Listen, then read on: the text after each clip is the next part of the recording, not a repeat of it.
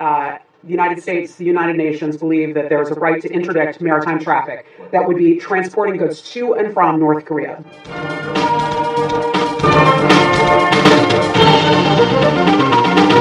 The DPRK missile launch, and the Secretary would like to release this statement right now, and then I'd be happy to take your questions. Yes, it is. The United States strongly condemns North Korea's launch of what was likely an intercontinental ballistic missile into the Sea of Japan, indiscriminately threatening its neighbors, the region, and global stability. The DPRK's relentless pursuit of nuclear weapons and the means to deliver them must be reversed. Together, the international community must continue to send a unified message to North Korea that the DPRK must abandon its weapons of mass destruction programs. All nations must continue strong economic and diplomatic measures. In addition to implementing all existing UN sanctions, the international community must take additional measures to enhance maritime security, including the right to interdict maritime traffic transporting goods to and from the DPRK. The United States, in partnership with Canada, will now convene a meeting of the United Nations Command Sending States to include the Republic of Korea and Japan and other key affected countries to discuss how the global community can counter North Korea's threat to international peace. Diplomatic options remain viable and open for now. The United States remains committed to finding a peaceful path to denuclearization and to ending belligerent actions taken by North Korea. And with that, I'd be happy to take your questions. So on North Korea, yes. This meeting was previously going to be held, or it's been called in response to this launch? I believe that this was an option that was being considered for some time, but yet with this latest launch, I believe that they decided that this is something they want to do. I know the Secretary spoke a short while ago with the Canadian Foreign Minister, Christina Freeland. Canada is one of the member countries of the 16 convening nations. Those were the nations that all worked together back in the 1950s. Back when the Korean War, yeah. And that meeting would be in New York? I don't know. I don't have details of that. Again, a lot of this is just coming together right now as we're responding to what took place today. Has she made any other calls that you're aware of? Any other calls? I know that the Secretary has had interagency calls today. As many of you know, it was on the public schedule that the Secretary met with King Abdullah of Jordan. At that time, he was passed a note in his bilateral meeting in which he was informed of what we believe to be the ICBM launch. The most recent launch prior to this was September 15th. So the Secretary was notified then. He immediately came back to the State Department, and that's where he had some interagency calls, and since then has spoken with the Foreign Minister of Canada. I know he plans to have a discussion with other of our allies too. As of right now, I mean, literally this just happened about 2 hours ago. So first step is talking with the interagency. As that step was taking place, we were assembling this statement from the Secretary that I just read out to you.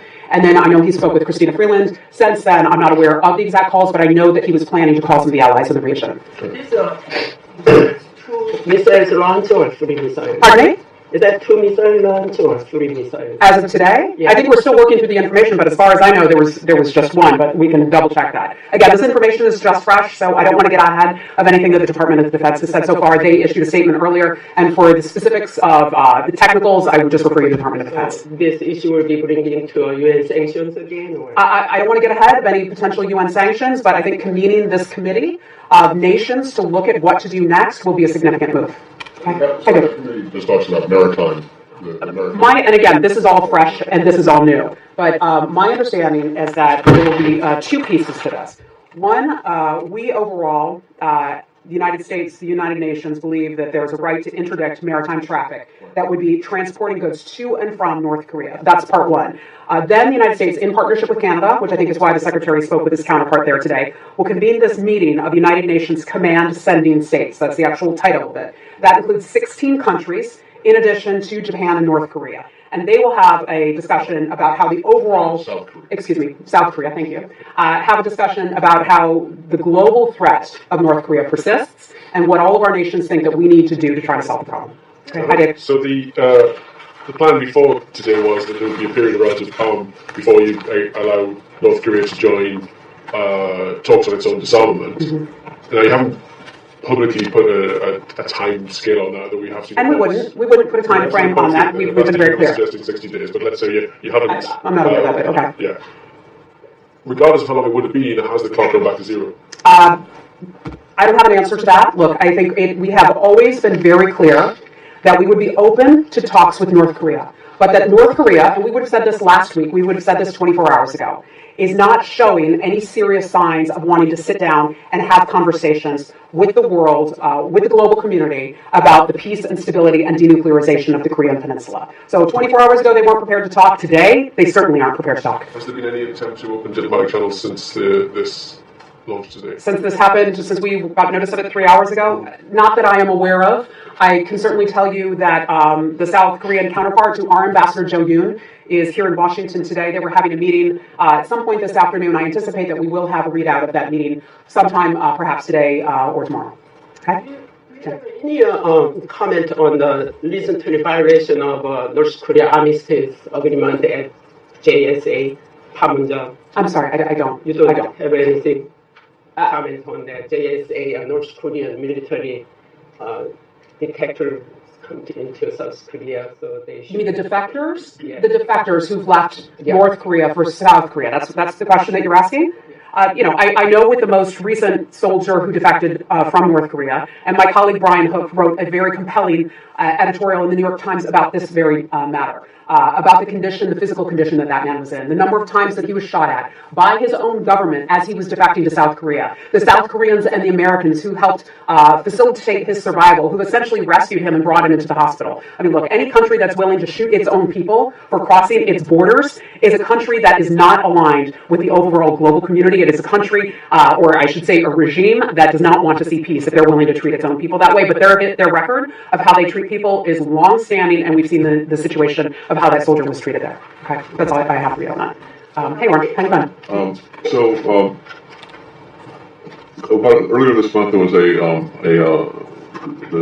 chairwoman of the South Korean ruling party was here in Washington, and she was saying that that she doesn't think the North Koreans are willing to talk until after they've achieved their goal of having a weapon that can reach the United States. And also the North Koreans have said that they're willing to talk. They've said in the past that they would talk to the Americans, but not about their nuclear program. So where does that leave? We have. Is there like a middle ground, or is there a position somehow at all acceptable to the United States? I think today is the wrong day to ask. When they launch what we believe to be an intercontinental ballistic missile, they are not showing that they are serious about having conversations. Our ultimate goal is to denuclearize the Korean Peninsula. That has not changed. Part of what we say in that goal is that we want to support our strong allies, Japan, our allies in the Republic of Korea. It is an ironclad relationship that we have with them. I imagine today that they are understandably nervous. We've had a period of relative calm, if you would call it that, since September 15th, since the last testing. But nevertheless, that is a huge concern. And it's a concern that not just the United States shares, but the entire world shares, the civilized world shares. And I'll go back to saying this one more time again, with the two unanimous UN Security Council resolutions, which all the nations signed on, including China and Russia, onto those two UN Security Council resolutions. Then we've had success with other countries jumping on board and choosing to assist us with our maximum pressure campaign. It is a disappointment in what we saw today in terms of this testing that was conducted. That is a disappointment, but diplomacy still remains our option. We will have conversations with our allies and partners where to go from here. Okay, I'm not going to have a lot more for you on this related to you. Okay. Hi, Andrew. Another subject when you're ready. Sure. Okay. Hold on, just 1 second. You want to last one? Hi, good to see you. Can you tell us more about this meeting that the U.S. will be convening with Canada? When is it going to take place, and then what are you hoping to achieve from it? So. Again, this is all new, okay? So we don't have a date that's scheduled for that. As soon as we're able to put this on the calendar, as you can imagine, it's a pretty big feat to gather 16 countries together, plus South Korea and also Japan. But that is a meeting that we will plan to pull together. Where exactly it will take place, I just don't know. But we'll talk about the next steps forward, what we need to do, what all of us need to do in light of DPRK's continued destabilizing activities. But are you thinking of sometime this week, or is this more of a... Again, I do not know. This is just being pulled together. As soon as I have information and a meeting to announce, we will certainly bring it to you. Okay? We have out of New York diplomats saying that the United States is requesting a UN Security Council meeting on North Korea. Is that correct? I would have to check with Ambassador Nikki Haley's office on that. I just don't want to get ahead of anything that they may be announcing. I don't want to speak on her behalf. But if I get anything for you before we end, we'll certainly bring that to you.